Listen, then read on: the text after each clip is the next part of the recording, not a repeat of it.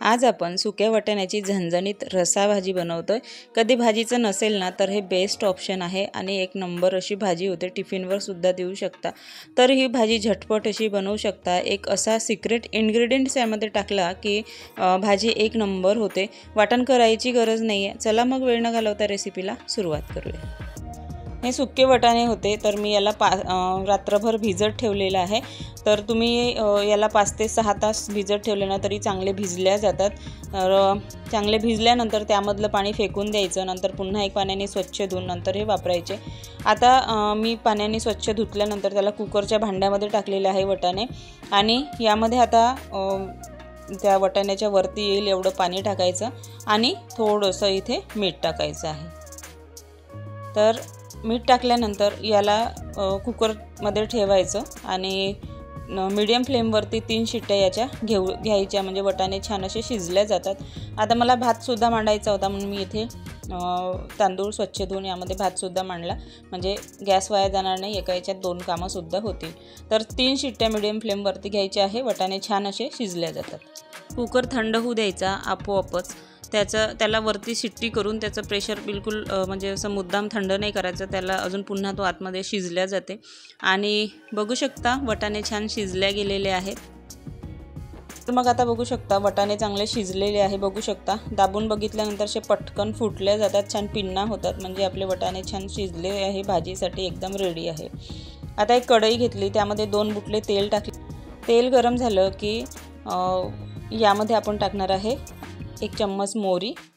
तर तेल गरम झाल्यानंतरच मोहरी टाकायची, एकदम हाय हीटवर पण एकदम तेल गरम करू नका, तेल नॉर्मली गरम असलं पाहिजे। ते मग मोहरी टाकली की तडतडू द्यायची, तडतडणं थांबल्याशिवाय जिरं टाकायचं नाही। आता जिरं टाकलेलं आहे, मोहरीचं तडतडणं थांबल्यानंतर कढीपत्ता टाकला आणि यामध्ये एक मोठा साईजचा कांदा घेतलेला होता, त्याला चिरून घेतलं, नंतर तो सुद्धा टाकला आणि त्याला सुद्धा परतून घ्यायचं एखाद्या मिनिटासाठी।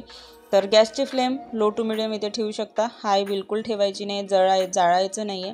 नंतर परतून झाल्यानंतर यामध्ये टोमॅटो टाकलेला आहे एक चिरून। तर कांदे आणि टोमॅटो पटकन असे शिजले पाहिजे म्हणून थोडंसं मीठ टाकायचं, बिलकुल थोडंसं, आणि छान असं पुन्हा 1 ते 2 मिनिटासाठी चांगलं परतून घ्यायचं लो टू मिडियम हीटवर। मसाले शिजवत असताना एकदम हाय हीटवर शिजवूच नका, लो टू मिडियमच हीट ठेवायची आहे इथे आपल्याला।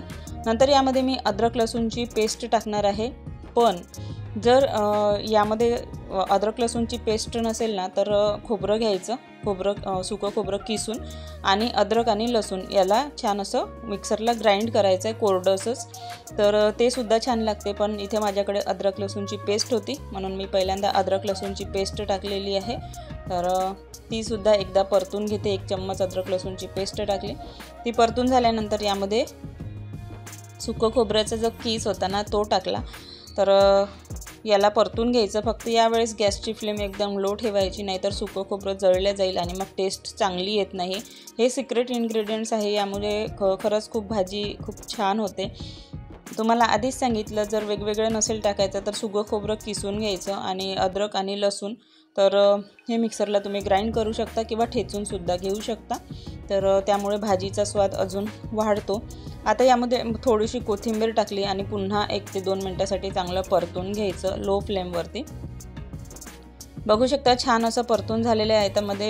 आता यामध्ये सुके मसाले टाकूया। आता गॅसची फ्लेम एकदम लो आहे। यामध्ये 1 चम्मच हळद टाकली, 2 चम्मच इथे मी तिखट घेतलेलं आहे, तुम्ही आपल्या स्वादानुसार इथे कमी जास्त करू शकता। जर काश्मीरी लाल मिर्च पावडर असेल तर ते सुद्धा टाकू शकता, त्याने फक्त कलरमध्ये चेंजेस होईल, तिखट आता तेवढा फरक पडत नाही। नंतर धनिया पावडर टाकलेला आहे 1 ते 2 चम्मच, छान याला परतून घ्यायचं, गॅसची फ्लेम लो ठेवायची। पुन्हा एकदा सांगते, सुके मसाले टाकत असताना गॅसची फ्लेम लो ठेवायची, छान मसाले मस्त असे भाजले जातात आणि खूप सुंदर असा सुवास येतो, सुगंध येतो, टेस्ट वाढते भाजीची। आणि बघू शकता आता यामध्ये मसाले भाजून झाल्यानंतर यामध्ये मी छोले मसाला घेतलेला आहे थोडासा, एखादी चम्मच वगैरे, आणि यामध्ये पुन्हा 1 चम्मच मी इथे गरम मसाला 1 चम्मचच्या कमीच घेतलेला आहे। तर याला जास्त वेळ भाजायची गरज नाही आहे, फक्त थोडंसं असं हलवून घ्यायचं। आणि यामध्ये जे आपण वाटाणे शिजवून घेतलेले होते कुकरमध्ये, तर ते टाकायचे। त्याआधी चवीनुसार थोडंसं मीठ टाकून घ्यायचं। आता लक्षात ठेवायचं की वाटाणे शिजवताना, कांदे टोमॅटो शिजवताना तेव्हा पण मीठ टाकलेलं होतं, त्यामुळे इथे थोडंसं तुम्ही आपल्या अंदाजानुसार इथे मीठ टाका। ते लक्षात ठेवूनच, नाही तर भाजी खारट झाल्याशिवाय राहणार नाही। आता जे वाटाणे शिजवून घेतले होते ना, ते टाकून घ्यायचे, ते चांगले परतून घ्यायचे। गॅसची फ्लेम आता हाय करू शकता आणि छान एकदा सगळं मिक्स करायचं। आता एवढी जाडसर आपल्याला ठेवायची नाही आहे। जर तुम्हाला कुठे टिफिनवर न्यायची असेल तर एवढी जाडसर कन्सिस्टन्सी तुम्ही ठेवू शकता, पण घरीच आपण थोडा रस्सा जास्त वगैरे पाहिजे असेल तर यामध्ये थोडंसं पाणी पुन्हा सोडायचं। मी 1 ग्लास पाणी सोडलेलं आहे आणि गरम पाणीच सोडा शक्यतो। तर याला चांगलं परतून घ्यायचं, पुन्हा एकदा मिक्स करून घ्यायचं आणि याला हाय फ्लेम करायची गॅसची। तर उकळी येऊ देऊ। तर तुम्हाला ही रेसिपी आवडली ना तर प्लीज एक लाईक करा, कमेंट्ससुद्धा इथे करू शकता आणि चॅनलवर नवीन असाल तर चॅनलला सबस्क्राईब करा। आणि आता 5 ते 7 मिनटासाठी चांगली याला मीडियम फ्लेम केली। उकळी आल्यानंतर गॅसची फ्लेम मीडियम करायची आणि 5 ते 7 मिनटं याला चांगली उकळी येऊ द्यायची, बिलकुल झाकण लावून। छान अशी उकळी आल्यानंतर बघू शकता, तुम्हाला ही अशी दिसत असेल। तर याला काय करायचं, चांगलं असं चमच्याने असं चमच्याच्या मागच्या साईडने थोडंसं स्मॅश करत जायचं, म्हणजे पूर्ण वाटाणे आपल्याला फोडायचे नाही आहे। हे बघा, असं दाबत दाबत न्यायचं आणि ॲटोमॅटिकली याची भाजीची कन्सिस्टन्सी छान असं जाडसर येते, मसाला न वाटता आणि त्या वाटाण्याचाच फ्लेवर छान उतरतो भाजीमध्ये। तर तुम्ही नक्की ट्राय करा। आता गॅसची फ्लेम बंद केली आणि कोथिंबीर टाकली भरपूर अशी। आता याला सर्व करूया। तुम्ही याला गरमागरम भातासोबत, पोळीसोबत, भाकरीसोबत सुद्धा खाऊ शकता। जर टिफिनवर न्यायचं असेल ना, टिफिनवर सुद्धा मस्त अशी रेसिपी आहे आणि खूप टेस्टी लागते। अशा पद्धतीने करून बघा एकदा। तर व्हिडिओ आवडला तर व्हिडिओला लाईक करा, शेअर करा। चॅनलवर नवीन असाल तर चॅनलला सबस्क्राईब करा आणि सबस्क्राईब केलं असेल तर बेल आयकॉनला नक्की प्रेस करा। तर पुन्हा भेटूया अशाच नवनवीन रेसिपीसोबत। तर त्याआधी चॅनलला सबस्क्राईब करून घ्या प्लीज। तर पुन्हा भेटूया अशाच नवीन रेसिपीसोबत आणि झणझणीत